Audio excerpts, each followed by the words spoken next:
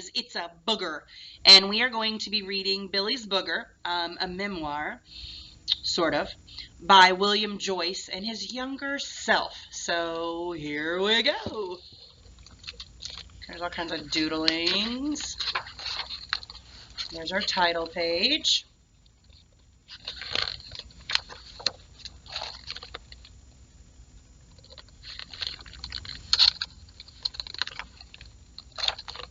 Once upon a time, when TV was in black and white, and there were only 3 channels, and when kids didn't have play dates, they just roamed around free in the out of doors, there lived a kid named Billy.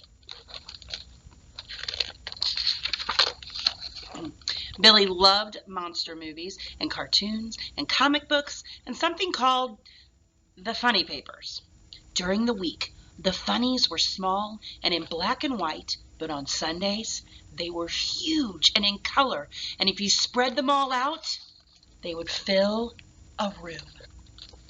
Now, if you look over here, the funny papers are what we would find in newspapers. So maybe if you ask your parents, maybe they have a newspaper around and they can show you what these are. And sometimes it would fill a whole day. Now, I don't think newspaper can fill a whole day, but I wonder if the author is talking about the adventures in the newspapers filling a whole day by using our imagination. Billy wished school was more like the funny papers, but his efforts at making math more fun were not entirely successful. Billy also found regular sports too regular. He did much better at sports he invented, but the PE teacher didn't entirely agree. Do you think that Coach S would agree with the game that Billy just made up? I think it looks pretty awesome. But that's probably why I don't teach PE, right, guys? Every now and then, Billy would get sent home from school with a note, but his parents always wrote back, you should see the stuff he does at home. Dear Mr. and Mrs. Billy, your son has been very odd as of late, and while we always try to encourage outstanding creativity, we cannot condone full-flighted blah, blah, blah, blah, blah.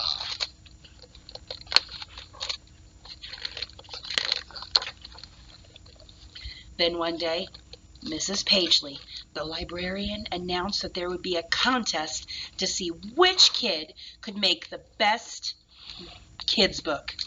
Billy's brain was about to explode. He asked the librarian for books on many different subjects: meteors, mythology, space travel, and mucus. Oh, what have I done? Mrs. Pagely worried. For the next few days, Billy thought and read and wrote and drew. Well, his nose is certainly to the grindstone, said Billy's dad. I wonder what kind of note he'll get this time, said his sister. But Billy didn't hear him. He was living the dream.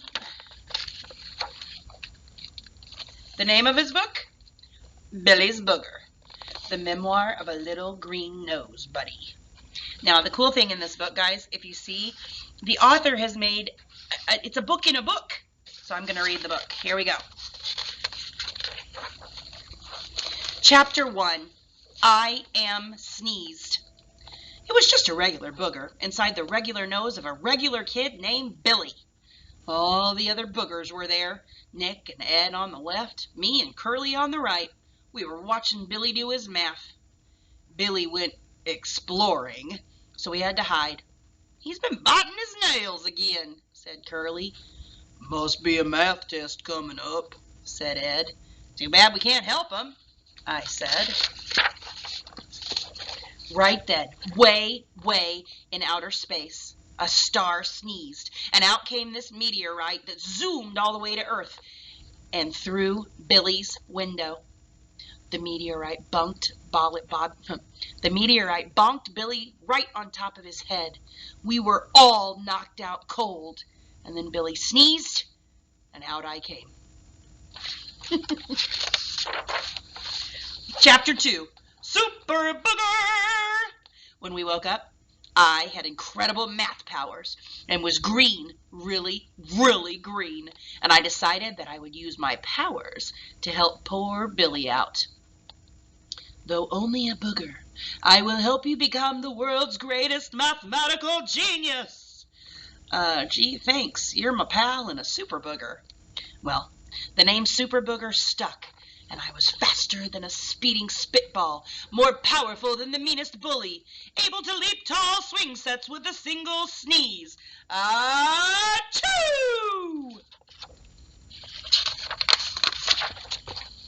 Oh, whoops, wrong way. Sorry, guys. Then Billy started getting superpowers that were amazing and totally different from mine. He could turn green peas into chocolate, and he could fly, which of course meant he could wear a cape. And he could be invisible and generally super interesting all at the same time. Ugh, peas. Don't worry, I'll use my chocolate ray vision.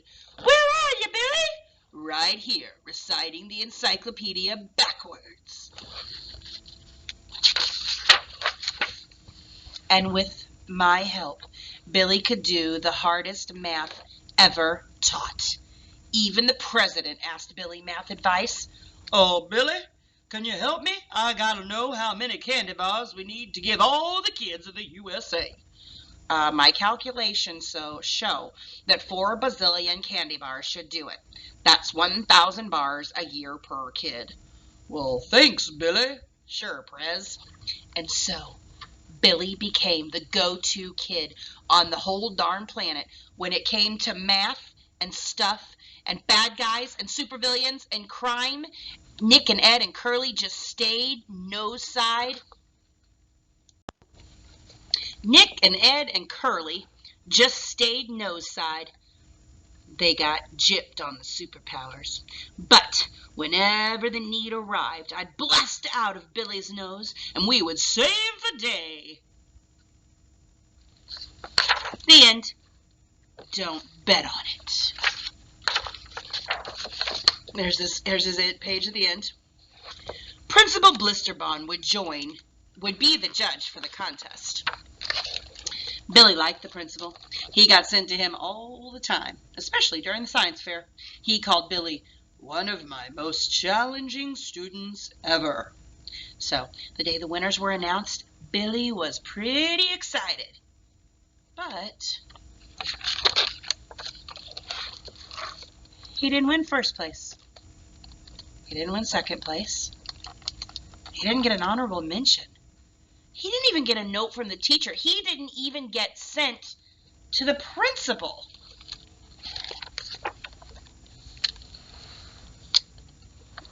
It was a long walk home.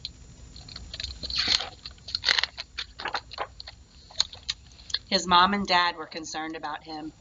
Even his sister was worried. Billy is so normal now. It's weird. A week or so later, Billy glumly took all the library books back, even the ones about mucus. Mrs. Pagely smiled at him in a nutty sort of way. Then Billy heard laughing. Some of his friends and older kids were at a table reading. This is hilarious! I want to check this out. This book should have won something.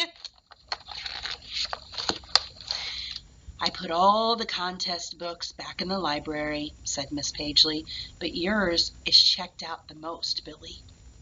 He hadn't won first, or second, or third, or an honorable mention, but his book was now in the library, and it was checked out the most. This made Billy smile, in a Billy sort of way. You got a 20 in imagination, said one of Billy's pals, but Billy didn't hear him. His mind was on fire. He wasn't so normal. It was weird anymore.